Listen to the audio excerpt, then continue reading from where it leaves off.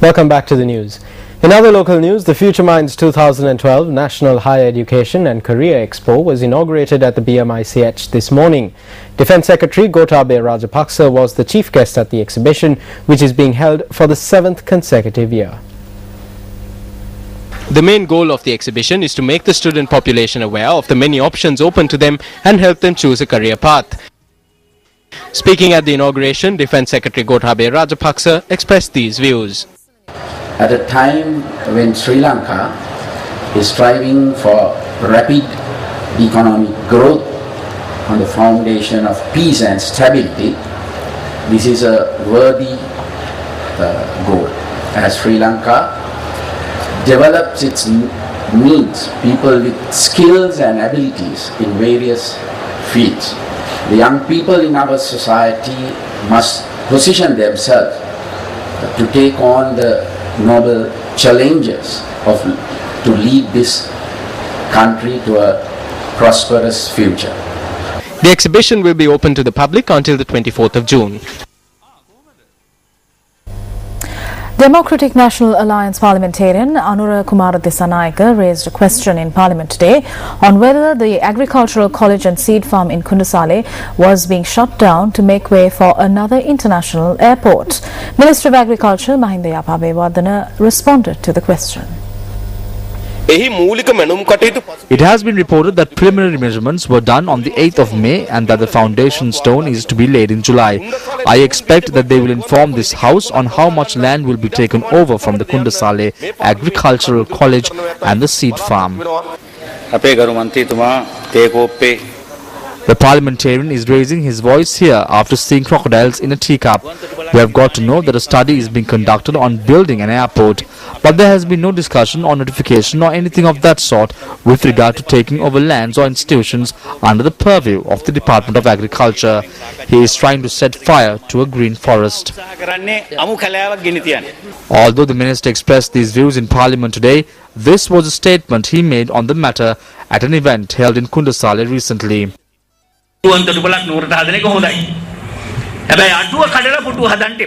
It is good to build an airport for Kandy, but do not break the silo to build a chair. I cannot agree to that. This is the only cold storage for seeds. In order to build a seed farm, the land alone is not enough. A conducive environment is needed. The climate is another factor, and Kundasale is an area which has this climate. Also, there is an agricultural college here in Kundasale. That is why I said you can build an airport anywhere, but a farm cannot be created like that.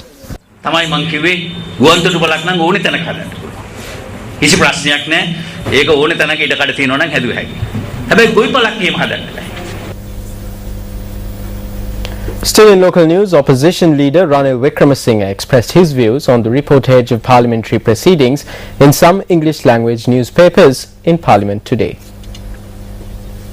All debates in this, all proceedings in the Parliament must be reported in the newspapers as true and accurate reports.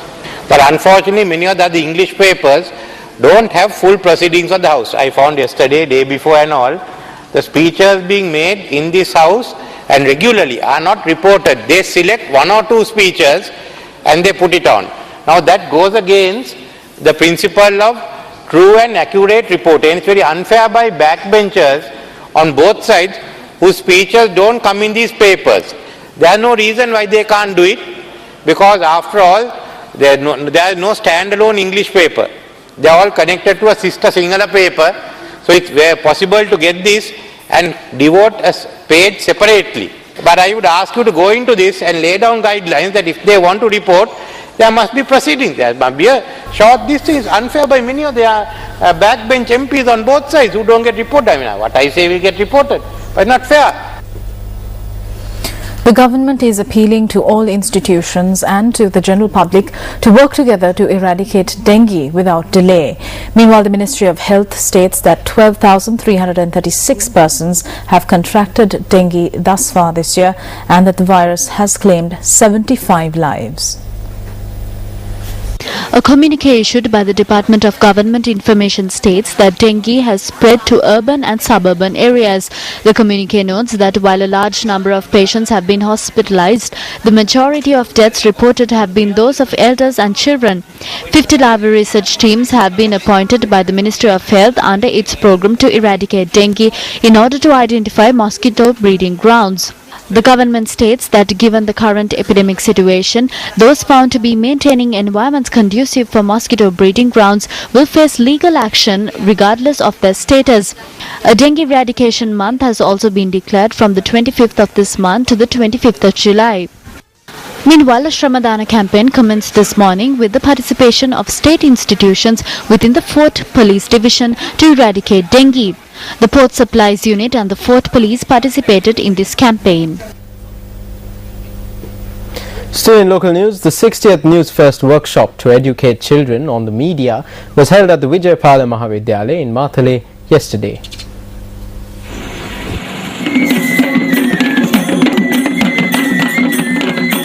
This is the manner in which students participated in the workshop conducted by the News First team. Taking the latest technology to the school, News First connected the students in Mathale with the News First Center in Colombo using Skype technology. During an interactive session, the students were made aware of the new media and evolving technology and were also given the opportunity of directing their questions at News First staff in Colombo. We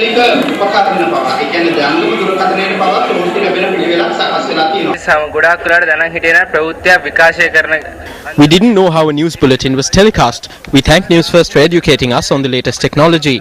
I wish them good luck to conduct many more workshops of this nature in the future.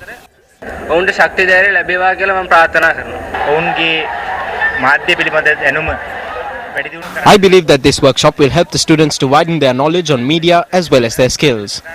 At the end of the workshop, the News First team together with Eslon presented a water tank to the school. The school also presented a token of appreciation to the News First team. Well, the head of the Syrian Olympic Committee, General Moaffaq Juma, has been refused a visa to travel to London for the 2012 Olympic Games.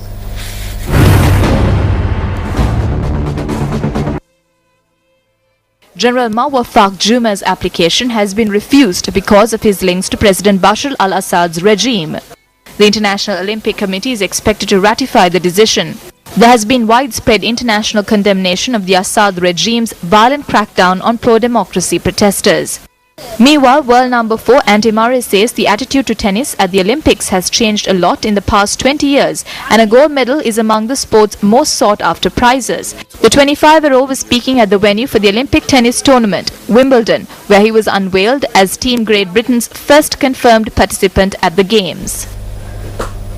With just 35 days more for the 2012 Olympic Games, the excitement that is building up in England has been evident during the Olympic torch relay. Today, the flame was carried from Kendal to Blackpool. The flame was carried by 139 torch bearers who weathered the rain on day 35 of the Olympic torch relay. The Olympic flame travelled 60.25 miles through 12 communities today.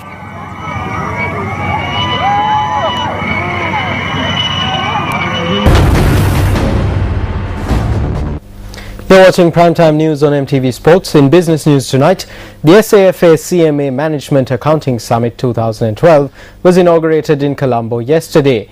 The annual sessions will conclude tomorrow. MTV Sports and our sister channel, Sirasa TV, are the media sponsors of the event.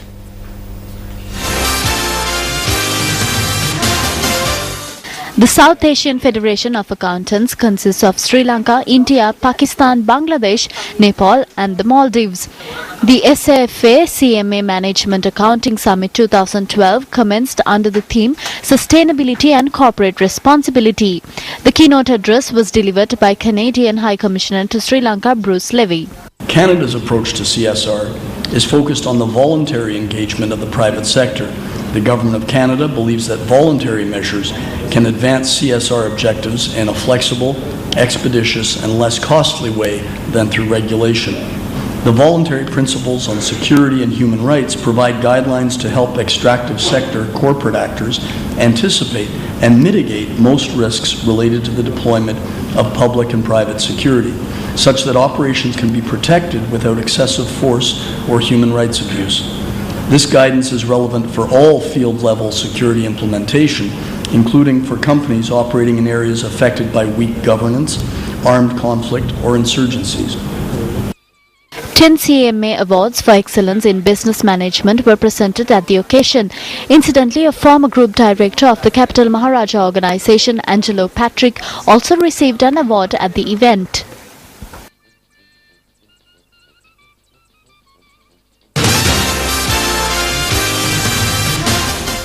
An event to share experiences from the 2011 local government elections under the program Changing Minds, Nominations and Votes for Women was held in Colombo today.